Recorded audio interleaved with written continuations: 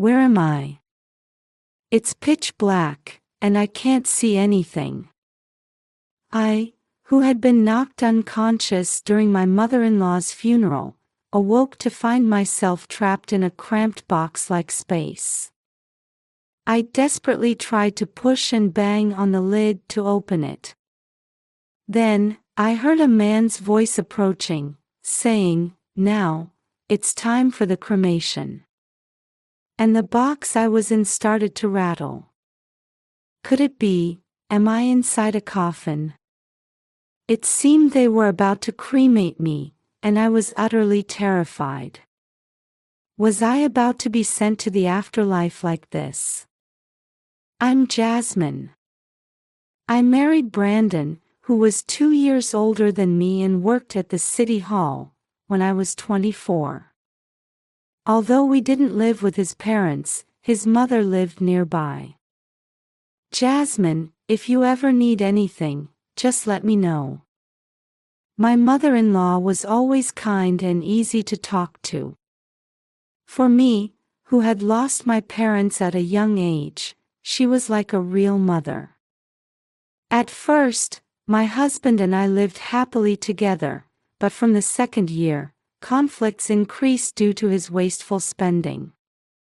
You want living expenses. You're working full-time too, so you must have money, right? I've been paying for rent, utilities, and food all by myself since last year. I want you to share the burden properly. It's always money, money, money with you. Do you think I'm an ATM or something? Whenever I tried to discuss finances, Brandon would always deflect the conversation and shut himself in his room, so we couldn't have a proper discussion. Although Brandon had a stable income as a civil servant, he didn't contribute money to the household and often went out late at night. He would come home drunk in the middle of the night, emptying his wallet after treating his colleagues. This was no way to live. At my wit's end, I decided to work not only at my daytime job selling insurance but also at a pub at night. I reported this to my mother-in-law as well. You shouldn't push yourself so hard. I'll talk to Brandon about it. When she found out I had started working nights too, my usually quiet mother-in-law became furious. I've tried talking to him many times, but he won't listen. I see. I'm so sorry about my foolish son. If only my husband were still alive at a time like this. Maybe it's because I raised him poorly. Actually, my father-in-law had already passed away before I married Brandon. My distraught mother-in-law tried to offer financial assistance, but I couldn't burden her, who was living alone. I'll try to have a proper talk with Brandon again. Then at least let me drive you to and from the pub. I can't let you bear all the hardship. With my mother-in-law's help, I managed to earn enough to cover our living expenses. She was a good driver, and our conversations during the rides were lively and comforting. It seemed that my mother-in-law had been frequently warning Brandon about money matters, but his wasteful spending didn't stop. Hey, tomorrow's Mom's funeral, so get ready. What? What do you mean? One morning, just before leaving for work, Brandon casually informed me that his mother had passed away. Shocked, I pressed him for details, but Brandon just glared at me irritably. Shut up. Mom died in a car accident. Are you enjoying wasting my time before work? Can't you at least say, "Have a good day," or something? He snapped at me and left in a bad mood. This can't be happening to your mother. What exactly happened? I knew she was an excellent driver from when she drove me to and from the pub. No matter how many times I asked Brandon about the accident, he wouldn't tell me anything. I was overwhelmed by a profound sadness and despair, as if the ground was crumbling beneath my feet. I have a friend at the funeral home we're using, so make arrangements with him. I'm too busy with work. My husband left the house, dumping all the preparations on me, who was at a loss for words, with an annoyed look on his face. After that, I couldn't get in touch with him, and I spent my time preparing to bid farewell to my mother-in-law. The next day, Brandon showed up at the funeral home with a grin on his face. I noticed him and rushed over, but he wouldn't even make eye contact with me. "Where have you been? Your phone was off, and you stayed somewhere last night, didn't you?" "Not really." My husband refused to answer my questions. During the funeral, Brandon occasionally chatted with the attendees, but mostly just yawned. He even fell asleep at times. Don't you feel sad that such a kind mother-in-law is gone? I could only feel disappointed in my husband's behavior.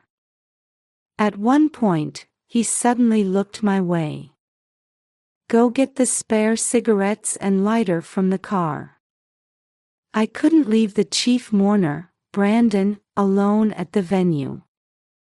Following his instructions, which came with an unusually harsh glare, I headed to the parking lot. I can't find them. I searched around the driver's seat but couldn't find anything, so I started looking in the back seat. Suddenly, the sunlight was blocked by something behind me, and my surroundings darkened. Is someone behind me? Just as I was about to turn around, I felt a dull sound and intense pain in my head, and everything went black. I lost consciousness before I could even understand what had happened. I don't know how much time had passed. I was awakened by a throbbing, intense headache. It was a place as dark as if my eyes were still closed. Where am I? When I tried to get up, I realized I seemed to be trapped in a narrow box-like space and couldn't move. I pushed and banged on the wall in front of me, trying to get out somehow. Then, I heard a man's voice approaching, saying, "Now, it's time for the cremation," and the box I was in started to rattle. Could it be, am I inside a coffin? At that moment, I realized I was about to be burned alive and was utterly terrified. "Let me out. I'm alive. Help." I banged on the coffin with all my might and shouted desperately. Then, I heard the surprised voices of the staff saying, "Hey, there's a sound coming from inside." The lid of the coffin was opened, and I was rescued. Although I had narrowly escaped cremation, I was trembling and pale, and the staff, perhaps out of sympathy, explained the situation to me. Apparently, my husband had requested that I be sent along with his beloved mother, and I had been rushed in for an urgent funeral. And what surprised me most was that I was supposed to have passed away after falling down the stairs. But I was hit when I was looking for cigarettes and a lighter in the car, wasn't I? How could this be? Considering that this happened in the small parking lot of the funeral home, I thought it must have been someone attending the funeral or a staff member who was suspicious. I asked the crematorium staff not to tell anyone that I had come back to life and to pretend to my husband that the cremation had been completed. Apparently, Brandon hadn't even attended his mother's cremation and had said he was going on a 3-day trip and asked for the ashes to be mailed to him. Is that even possible? I was a bit suspicious of his behavior, but to uncover the truth, it would be easier to pretend that the cremation had been completed, using Brandon's words. Then, a staff member revealed a shocking fact to me. What? That's terrible. I was furious at the horrendous incident. I decided in my heart to take revenge on a certain person. However, I still needed more preparation. I needed evidence to hand over to the police the person who had done such a terrible thing. While staying at a hotel, I went to various places, including law offices. And then, at my mother-in-law's house, I discovered something astonishing that she had left behind. With this much evidence gathered, all that was left was to corner that person. For days after being discovered at the crematorium, I decided to return home. When I entered the living room, there was my husband lying on the sofa. A Boston bag was thrown carelessly beside him. He must have just returned from his trip and taken time off work to rest. "Jasmine, why are you alive?" He saw me and shouted in surprise, nearly falling over. "I heard you were flirting with your mistress during the funeral home meeting. I came back from the afterlife because I was so angry." I glared at him, my eyes blazing with anger, and shouted even louder than Brandon's cry of surprise. Actually, the shocking fact I had heard from the staff when I woke up at the crematorium was about my husband's affair. Apparently, he had brought his mistress along, grinning and introducing her to the staff saying, "This is my girlfriend, we're about to go on a trip." I've never seen or heard of anyone bringing their mistress along when they're about to cremate their wife. You're the lowest of the low. I took out photos of evidence of the affair from my handbag and scattered them on the living room table. There were pictures of Brandon flirting with a woman and credit card statements. He stared wide-eyed at the mountain of documents. Actually, I had been investigating the 3-day trip Brandon had mentioned. I found out where they were staying from the first day's card transaction history and rushed there immediately. What I saw was my husband arm in arm with a young woman, looking lovey-dovey on a date. They dined at expensive restaurants, and he bought her luxury brand bags and accessories. "You were having an affair even while I was working day and night, and even when I was put in a coffin. You monster." "No, it was a business entertainment. I was asked to accompany the daughter of a client. It was tough, you know." Brandon tried to play it off, sweating nervously and averting his eyes. "Oh, is that so? I'm sorry for misunderstanding."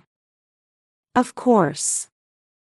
You're stupid but try to act smart, that's why you throw these ridiculous hysterics." When I pretended to be fooled and apologized, he suddenly became arrogant. This is how my husband always denied my personality, robbed me of my confidence and hope, and did whatever he wanted after squeezing money out of me. But this time, I won't lose.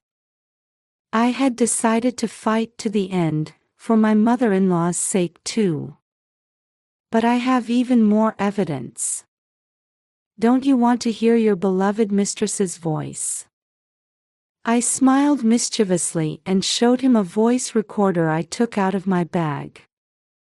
My husband looked at my hands and squinted suspiciously. I pressed the play button on the recorder and played the recorded audio. It was the mistress confessing her relationship with my husband. Actually, Just before returning home that day, I had ambushed the mistress at her home. She was so surprised to see me, who was supposed to be dead and cremated, that she let out a scream. She must have thought I had come back as a ghost. If you confess honestly, I'll forgive you with just compensation. When I threatened her, the woman trembled and cried out, "I'm sorry," with big tears. She spilled everything about what had happened so far, and I recorded her story. And there, it was revealed that the mistress was a staff member at the city hall where Brandon worked. She said she was persistently courted by my husband and, despite knowing he was married, ended up dating him due to his lavish gift attacks. Their relationship had started around the second year of our marriage, just when his wasteful spending began. The mistress cried and clung to me, saying, I couldn't refuse because he was so persistent. He gave me expensive brand gifts, so I thought it was just a bit of fun.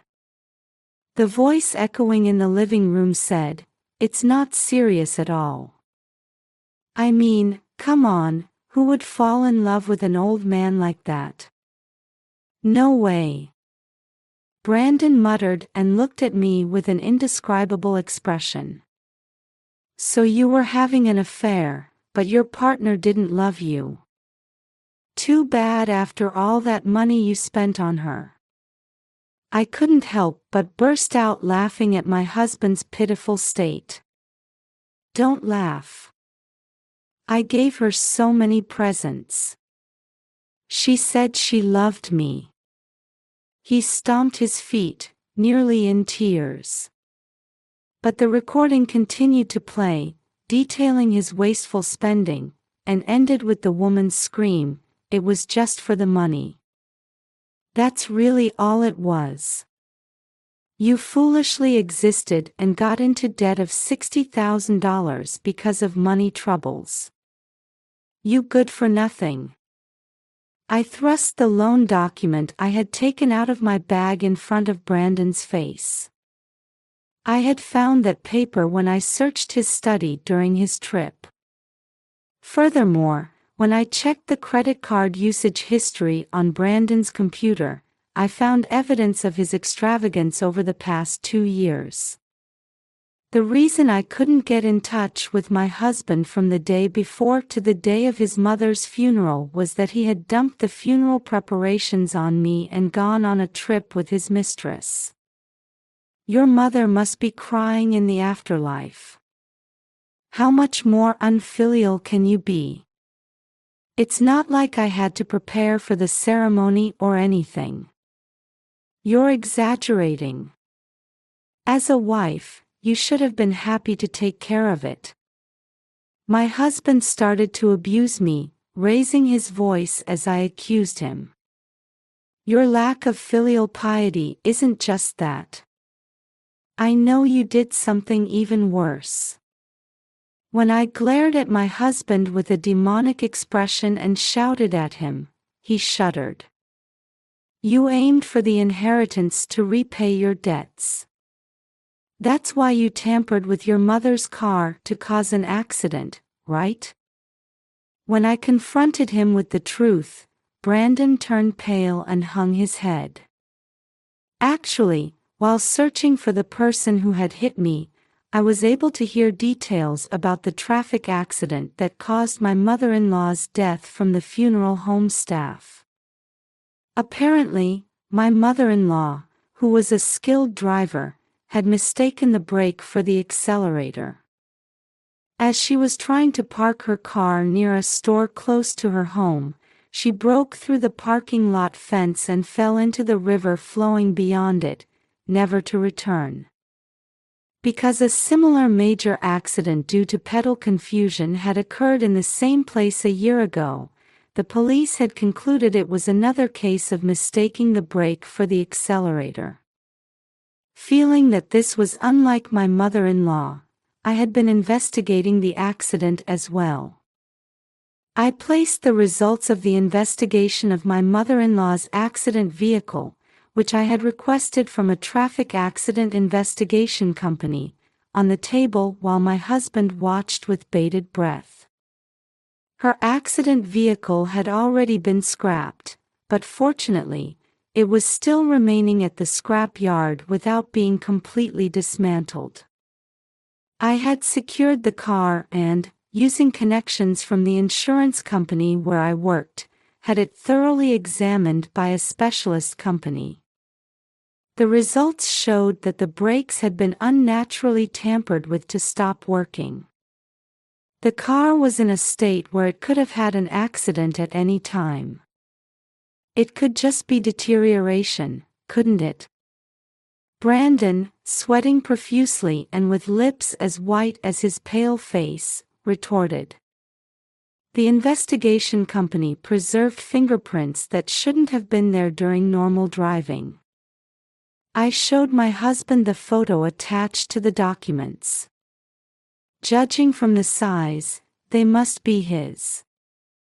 Upon seeing the fingerprints, my husband covered his face with his hands and fell silent. And then you targeted me next.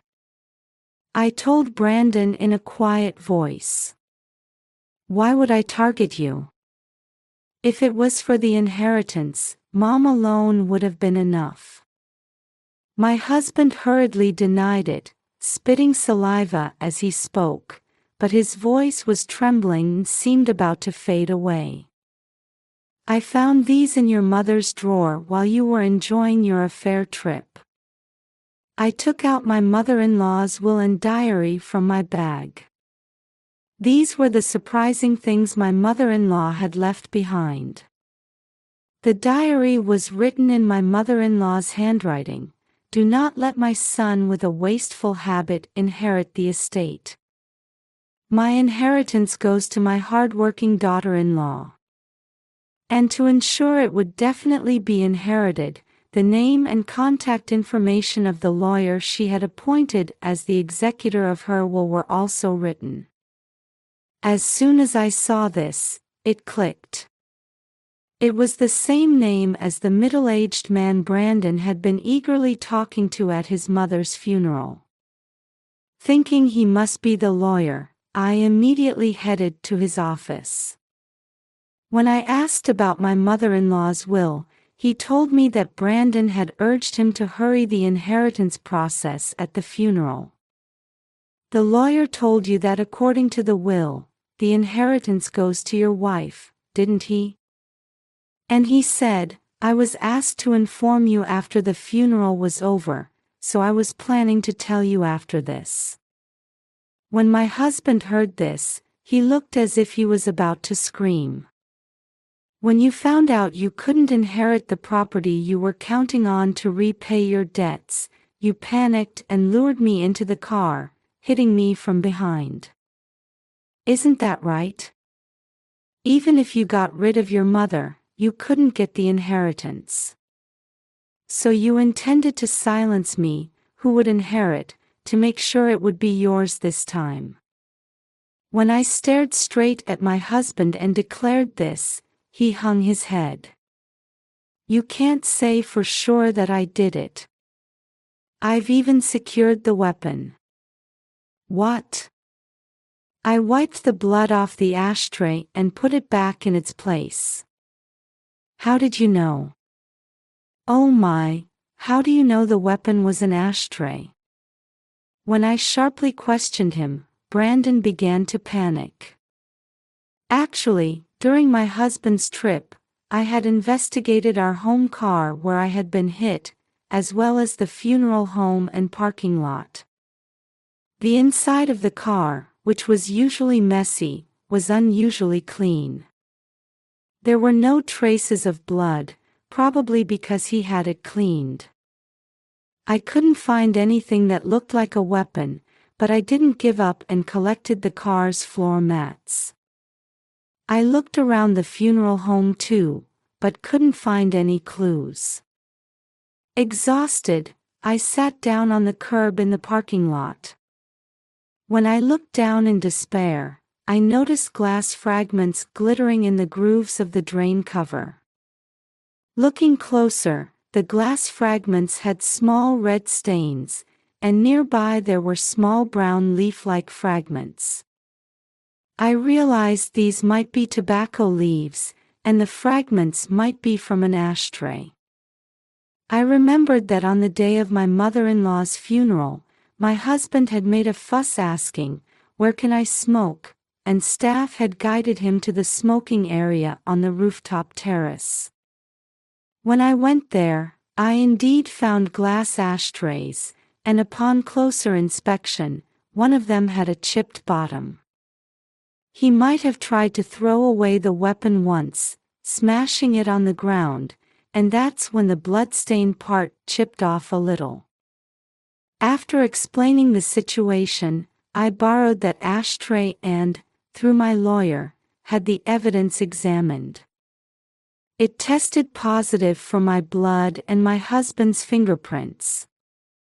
"It was you who hit me." My husband, with everything exposed, came crawling to me, scratching his head. "I'm sorry. You're the only one I love." I was jealous that my friend had a mistress, so I imitated him. "Look, that guy at the funeral home. He's an old friend of mine." As he was making all sorts of excuses, a call came in from the lawyer. After hearing the content of the call, I glared at my husband. "You forged documents and conspired with that friend to try to burn me alive, didn't you?" The lawyer had been checking how the city office was handling my supposed death. According to him, I wasn't recorded as deceased, but instead, a missing person report had been filed. Normally, a cremation permit is issued and you take a death certificate written by a doctor to the city office. However, Brandon, wanting to cremate quickly without going through a hospital, had abused his position as a city hall employee to create documents on his own. This forceful method had worked because the person in charge of arranging the cremation was my husband's friend. However, that person had been off sick since the day of my scheduled cremation. So while I was talking with my husband, the lawyer had gone to this person's house to talk and immediately called to report the content. Brandon's friend had become emaciated with guilt for helping to burn someone alive. He confessed that he had been threatened by my husband. "I'll give you part of the inheritance as a reward. If you don't help, I'll expose your affair," and so he had helped arrange the cremation. When he was told I was alive, he cried with relief. The lawyer ended the call saying, "I'm heading there with the police. We'll arrive soon. You're the lowest, making even your friend help with your evil deeds, trying to kill your mother and wife. Go to hell." When I shouted loudly, Brandon could no longer even come up with excuses and crouched down weakly on the spot. $50,000 in compensation. I'll also demand $10,000 in compensation from your mistress. Of course, I won't give you any of your mother's inheritance. Pay back the $60,000 debt yourself. Hearing my final words, my husband stared at me with wide eyes. "No way. It's impossible to pay such a large sum. Please, forgive me. We're close, aren't we?" With tears streaming down his face, Brandon inched closer to me, trying to grab my hand. However, I pushed him away with all my might. Don't think you can get away with consuming people with greed. Suffer for the rest of your life. When I spat these words at him, Brandon burst into tears, snot running down his face. After a while, the lawyer arrived with the police. Watching my husband being dragged away, I felt my heart lighten a little. Looking at the blue sky outside, I felt that my mother-in-law must be happy that I had solved the case. Afterwards, I immediately divorced Brandon. With his arrest, his affair was exposed at his workplace, and both he and his mistress were fired. Brandon is now facing trial. According to the lawyer, he might be behind bars for many years. Even if he gets out, he'll have to pay $50,000 in compensation and $60,000 in debt. He'll spend the rest of his life struggling with debt. On the other hand, I've fully recovered and regained stability in my life. I can now focus on work, and my insurance sales performance is good. Recently, I was headhunted by a foreign company. Moreover, an ex-boyfriend I reunited with at a class reunion offered to help with my career change, and things are going well in that area too. I think all this good fortune might be thanks to my mother-in-law watching over me from heaven. I'm considering donating my mother-in-law's inheritance without touching it, but that should be okay, right?